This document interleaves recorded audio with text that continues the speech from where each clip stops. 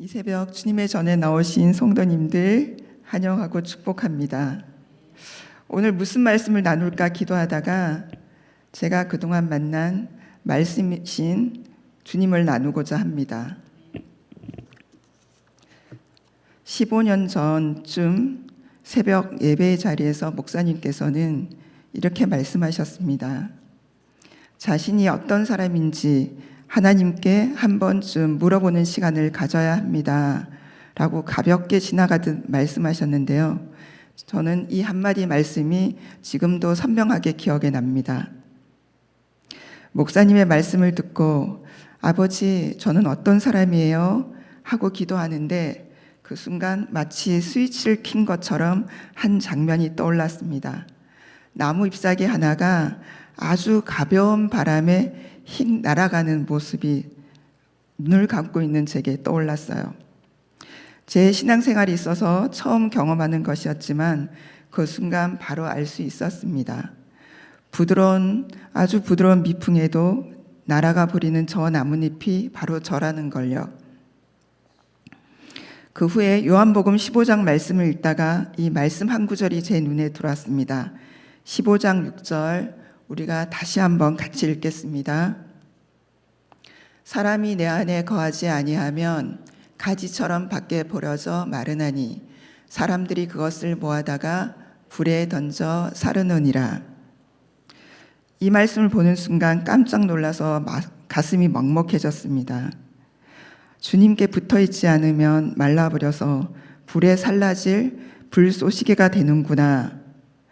주님께서 저에게 그러니 너는 세상 풍조에 휩쓸리지 말고 사람 따라가지 말고 나에게 딱 붙어 있으라 하는 주님의 음성으로 들렸습니다.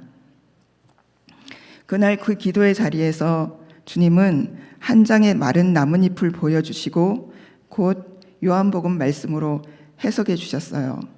주님은 그 말씀으로 제 삶에 나침판을 놓아주셨습니다. 그때부터 저는 이 믿음 생활에 있어서 말씀이 제 중심이 되었습니다. 요한복음 15장 4절에 내 안에 거하라 나도 너희 안에 거하리라. 이 말씀은 그날부터 지금까지 저는 매일 이 말씀을 묵상합니다. 그러다 보니까 주님 안에 거하는 삶, 이것이 저의 갈망이 되었습니다. 예배의 자리를 지키고 말씀을 붙들고 기도하고 그리고 하나님을 사랑하고 더 사랑하는 것. 여전히 이런 일들은 부족하고 어렵지만 저는 이렇게 노력하고 예배의 자리에 있는 이런 시간들이 참 좋습니다. 말씀이신 주님과 함께하는 시간이기 때문입니다. 여기에 계신 분들도 다 그러하시죠. 그런데 시간이 지나면서 알겠더라고요. 말씀대로 살려고 노력하면 할수록 주님께 의지하기를 힘쓰면 힘쓸수록 내 힘으로 안 된다는 것을 깨달았습니다. 주님 안에 거한다는 것은 성령의 인도하심에 순종하는 삶이어야 하고 그것은 겸손하지 않으면 할 수 없다는 것을 점점 깨닫게 되었습니다.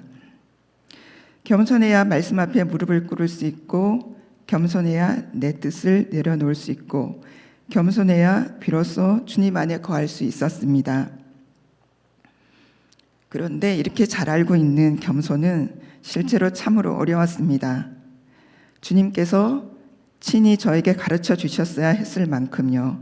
15년 전쯤 하룬 회사에서 일하던 중에 당시 부목사님으로부터 전화가 왔습니다. 권사 직분에 추천이 됐다는 전화였어요. 전혀 생각지도 못한 일에 저는 바로 이렇게 대답했습니다. 저 그거 안 받아요. 지금 같으면 부끄러워서 숨을 마리지만 그때는 잘 몰랐기 때문에 너무 당당하게 얘기를 했고 오히려 부목사님이 당황하시는 상황이었습니다.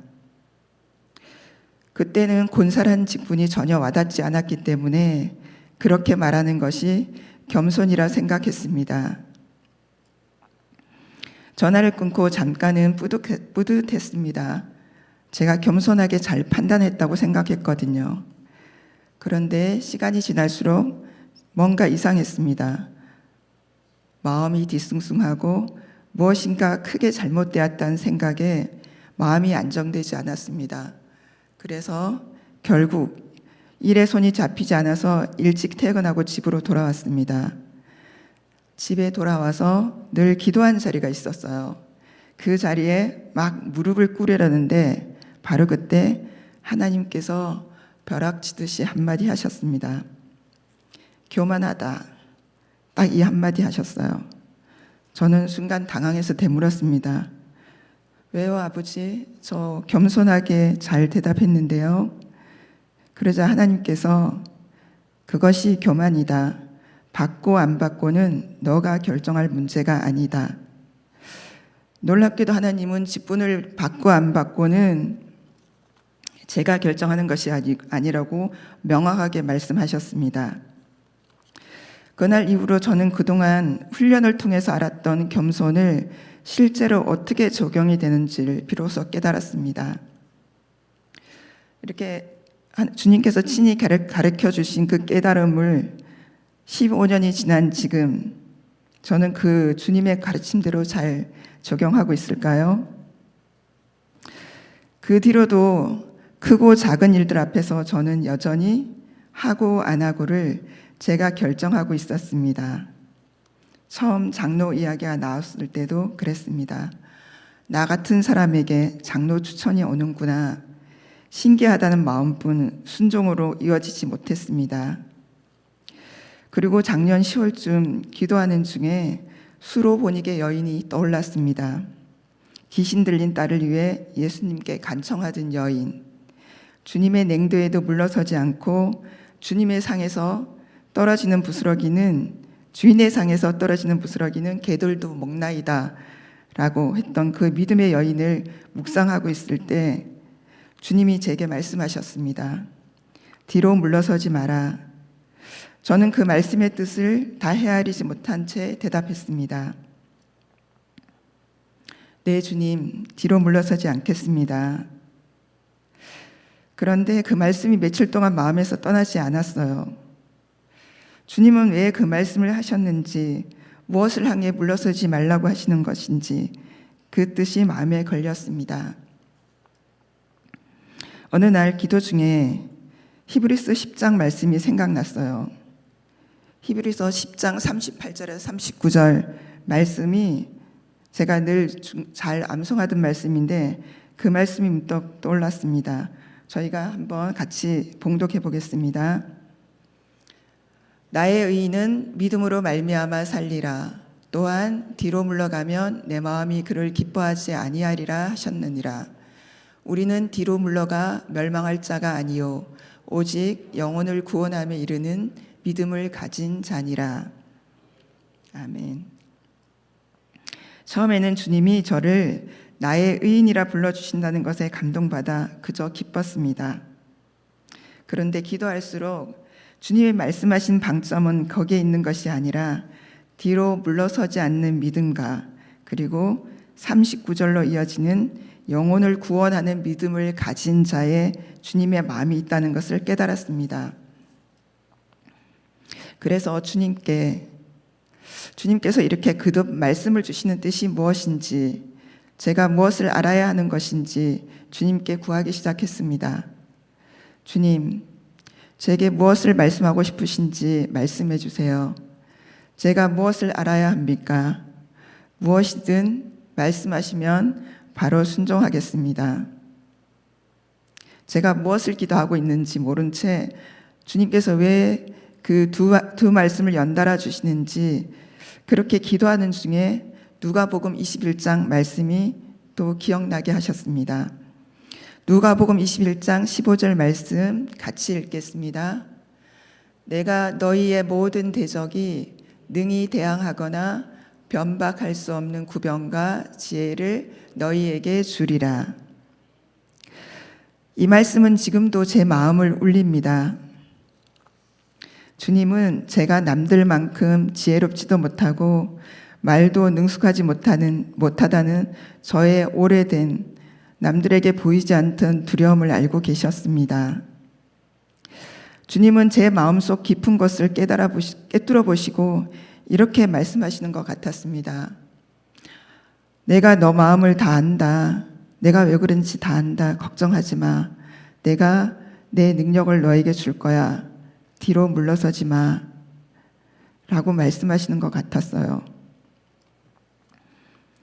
저의 마음속 가장 깊은 곳을 알고 계시는 주님, 주님만 알고 계신 그 깊은 곳을 주님께서는 누가복음 21장 15절 말씀을 통해서 누구도 변박할 수 없는 구병과 지혜를 너에게 주리라, 이 말씀으로 저에게 위로를 해주고 계셨습니다. 주님의 그 사랑이 너무 커서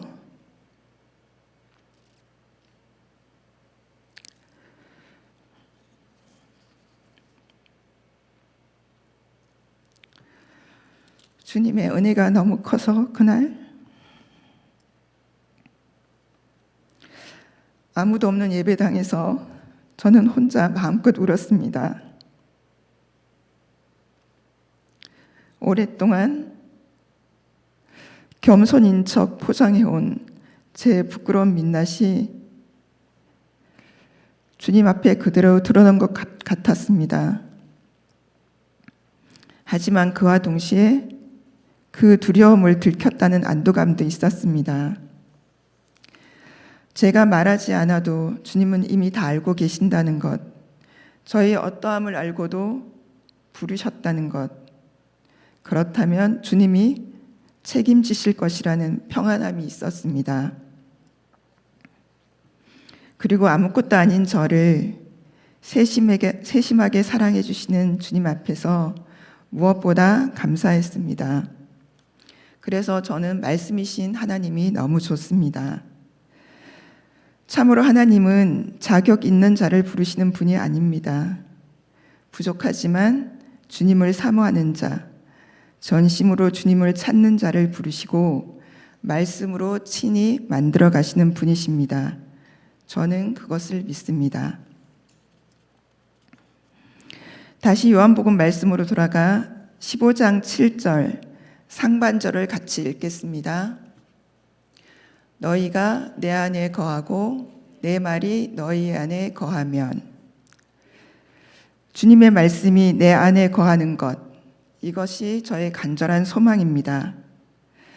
15년 전 기도의 자리에서 마른 낙엽을 보여주신 것도 말씀이었고, 겸손인 줄 알았던 교만을 벼락치듯 깨우쳐 주신 것도 말씀이었습니다.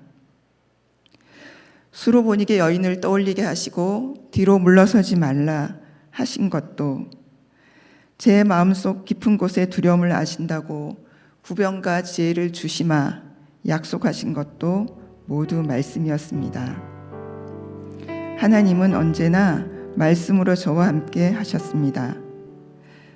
말씀으로 충만할 때 주님은 저와 우리 모두의 안에 거하십니다. 그리고 이 말씀의 자리에 주님께서 또한 함께 하십니다. 그리고 마른 낙엽 같은 우리도 주님 안에 거할 때 풍성한 열매를 맺는 가지가 됩니다. 오늘 이 새벽 우리 모두 말씀이신 주님 앞에, 주님 안에 거하시는 시간 되시기를 소망합니다.